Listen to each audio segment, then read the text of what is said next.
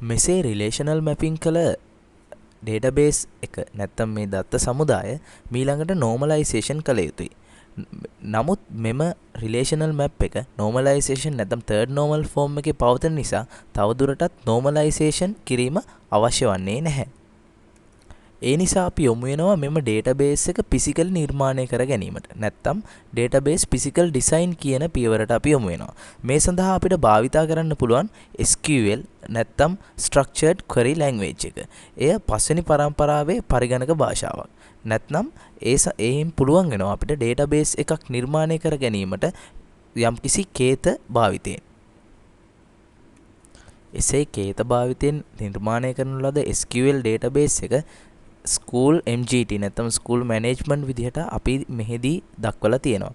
insert කියන SQL command එක භාවිතයෙන් ඒට දත්තත් ඇතුළත් කරලා සාදා ගන්නා ලද දත්ත සමුදායක් නැත්නම් ඩේටාබේස් එකක් අපි මේ අවස්ථාවේදී මේ පරිගණකයේදී පාවිච්චි කරනවා. අපි බලමු මේ දත්ත සමුදාය ආශ්‍රයෙන් අපිට උවමනා කරන දත්ත පමණක් අපි ලබා ගන්නේ කොහොමද කියලා SQL command භාවිතයෙන් SQL codes භාවිතයෙන් අපිට උවමනා කරන දත්ත පමණක් මේ දත්ත සමුදාය තුලින් ගන්න කොහොමද කියලා ලබා ගන්න කොහොමද කියලා අපි විමසලා බලමු. අපිට ලබා දීලා තියෙන ප්‍රශ්න පත්‍රයේ තියෙන්නේ පහත සඳහන් අවශ්‍යතා සඳහා queries ලියන්න කියලා. එහිදී තියෙනවා අපිට සියලුම සිසුන්ගේ සියලුම විස්තර ලබා ගැනීමට, සියලුම සිසුන්ගේ පළමු නම, අවසන් නම හා ලිපිනය ලබා ගැනීමට, ඒ වගේම ටීචර් ID එක 34 වන ගුරුවරයාගේ සියලුම විස්තර ලබා ගැනීමට, කැකිරාවෙහි පදිංචි අවසන් නම හේරත් වූ සිසුවාගේ සියලුම විස්තර ලබා ගැනීමට, ටීචර් ID එක 34 වන හෝ ලිපිනය කැන්ඩි වන ගුරුවරයාගේ සියලුම විස්තර ලබා ගැනීමට, සියලුම සිසුන්ගේ පළමු නම, අවසන් නම හා විෂය නම, විෂය ලකුණු ලබා ගැනීමට හා 5D පන්තියට විද්‍යාව උගන්වන ගුරුවරයාගේ නම ලිපිනය ලබා ගැනීමට queries ලියන්න අපිට සිදු වෙලා තියෙනවා. පළවෙනියටම අපිට තිබ්බේ සියලුම සිසුන්ගේ තොරතුරු ලබා ගැනීම සඳහා SQL query එකක් ලබා ගැනීමට. එහිදී අපි භාවිතා කරනවා select asterisk mark එක from student. මේ asterisk mark එකෙන් නැත්තම් තරු සලකුණෙන් දැක්වෙන්නේ සියලුම විස්තර කියන එක. එතකොට මේ ස්ටුඩන්ට් ස්කූල් මැනේජ්මන්ට් කියන ඩේටාබේස් එකේ ස්ටුඩන්ට් කියන ටේබල් එකේ තියෙන ඔක්කොම කොලම්ස් වල තොරතුරු මෙන්න මේ ආකාරයට අපිට බලා ගන්නට පුළුවන්. select asterisk mark from student. මේ asterisk mark එකෙන් සියලුම තොරතුරු කියන සංකේතය හැඳින්වෙනවා. ඒ වගේම ස්ටුඩන්ට් කියන එකෙන් මොන ටේබල් එකේද කියලා හැඳින්වෙනවා.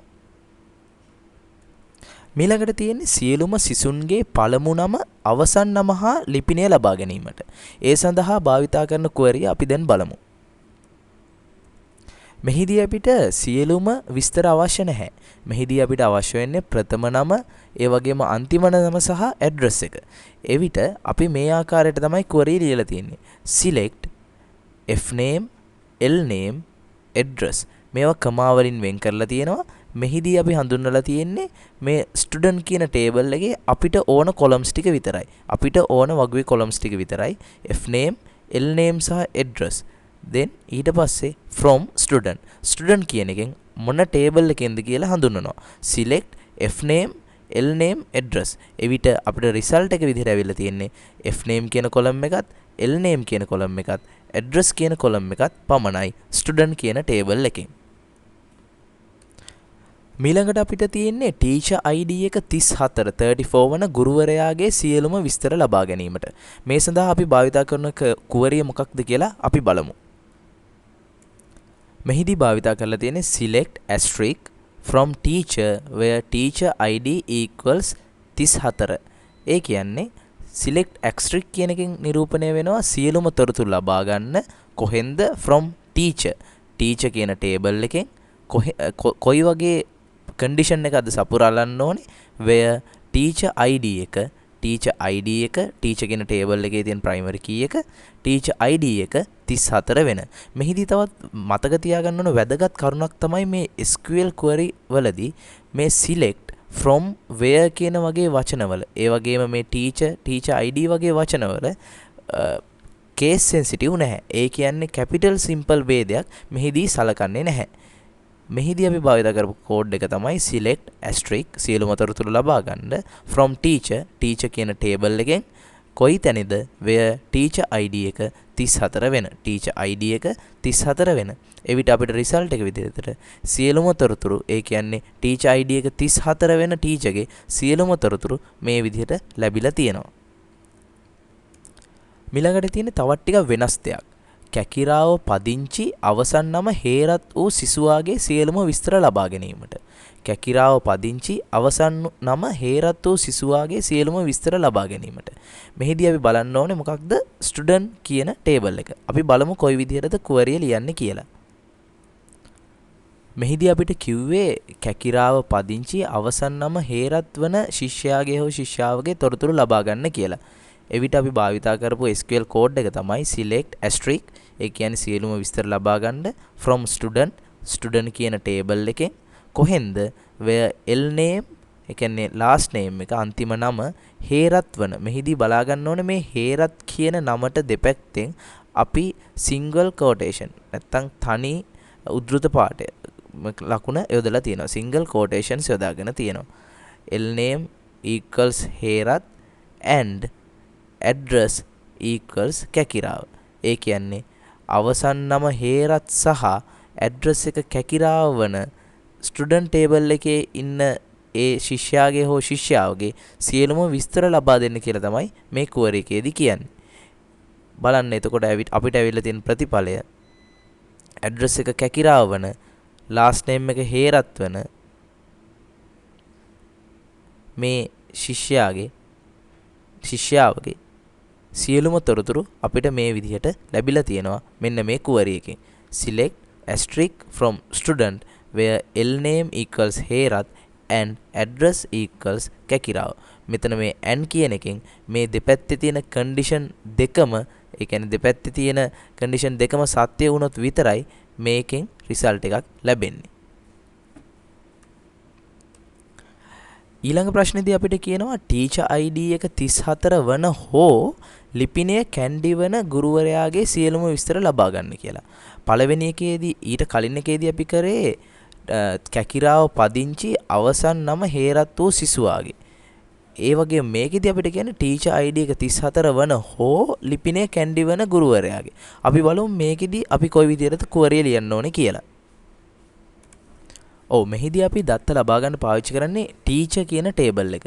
මෙහිදී අපි භාවිත කරලා තියෙන query තමයි select asterisk from teacher. ඒ කියන්නේ සියලුම තොරතුරු ලබා ගන්න teacher කියන table එකෙන් කොහෙන්ද where teacher id එක මේ primary key එක teacher id එක 34 o කියන්නේ හෝ address එක candy වන.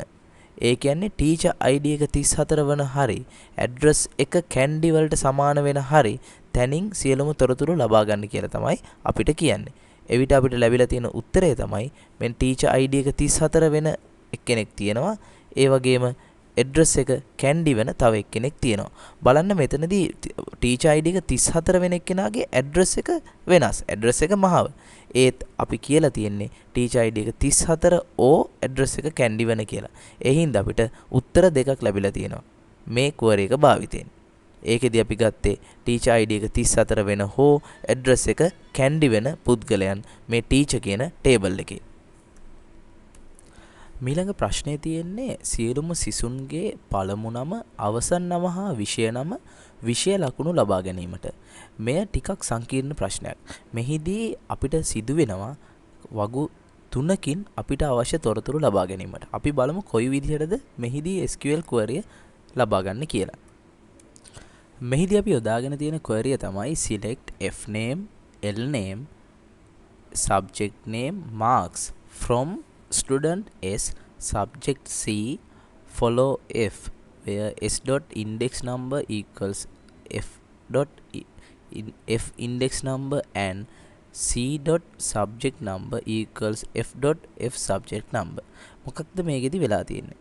මේකෙදි වෙලා තියෙන්නේ අපිට මුලින්ම කියනවා select f name l name සහ subject name marks අපිට select කරන්න කියනවා කොහෙන්ද student කියන table එකකිනුත් මේ තියෙන student කියන table එක ඒකෙදින් අරින් තියෙනවා f name සහ l name ඊට පස්සේ තියෙනවා subject කියන table එක subject කියන table එක තියෙනවා මෙතන subject කියන table එකෙන් අපිට අරගන්න කියලා තියෙනවා subject name කියන එක.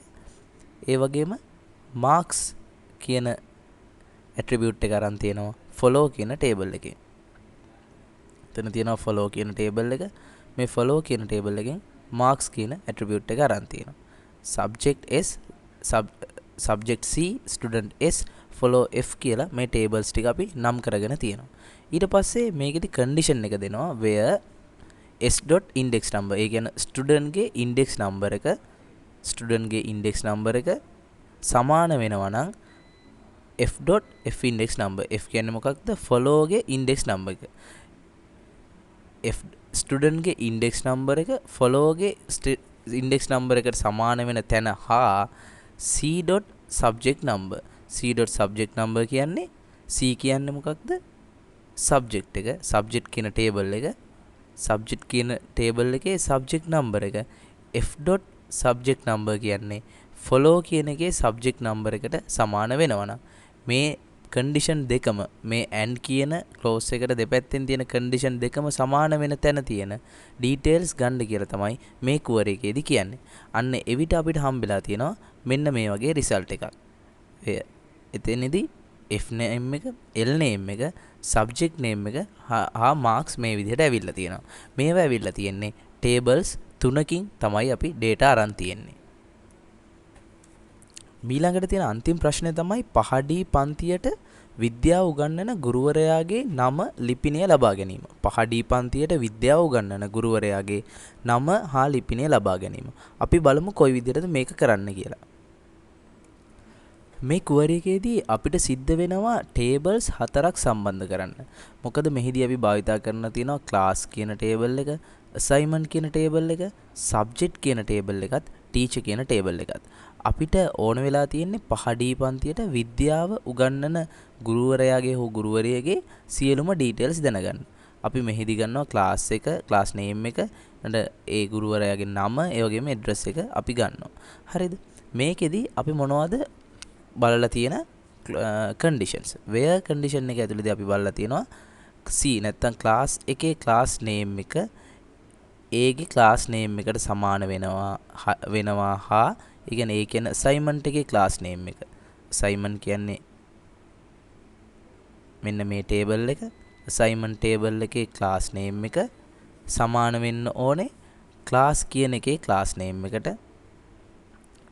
මෙන්න මෙතන class කියන එකේ primary key එක විදිහට දෙන class name එකට හා s කියන්නේ subject එකේ subject number එක සමාන වෙන්න ඕනේ A කියන එකේ subject number එකට. ඒ කියන්නේ A කියන assignment එක subject කියන එකේ subject number එක මේ primary key විදිහට තියෙන්නේ. ඒක සමාන වෙන්න ඕනේ assignment කියන එකේ තියෙන A subject number එකට හා දෙවෙනි එකත් ඉවරයි. ඊළඟට තියෙන්නේ t.teacher id සමාන. t කියන්නේ මොකක්ද? teacher කියන table එක. teacher කියන table එකේ teacher id එක primary key එක විදිහට තියෙන්නේ. ඒක සමාන වෙන්න ඕනේ a.teacher id එකට. ඒ කියන්නේ assignment කියන එකේ teacher id එකට සමාන වෙන්න ඕනේ හා s.subject name එක science වෙන්න ඕනේ. s කියන්නේ subject කියන table එකේ subject name එක science වෙන්න ඕනේ. එතකොට මෙන්න මේ query එකෙන් අපිට ලැබෙනවා පහඩී පන්තියට විද්‍යාව උගන්වන ගුරුවරියගේ නමයි address එකයි. මෙන්න මේ query එකෙන් ලැබෙනවා tables 4ක් මේකට අපි පාවිච්චි කරලා තියෙනවා. අන්න ඒ විදිහට තමයි SQL query භාවිතයෙන් යම්කිසි දත්ත සමුදායකින් නැත්නම් database එකකින් අපිට උවමනා තොරතුරු පමණක් පෙරා ලබා ගන්න SQL queries නැත්නම් structured query language එක භාවිතයෙන් queries ලබා ගන්නේ අන්න ඒ විදිහට තමයි.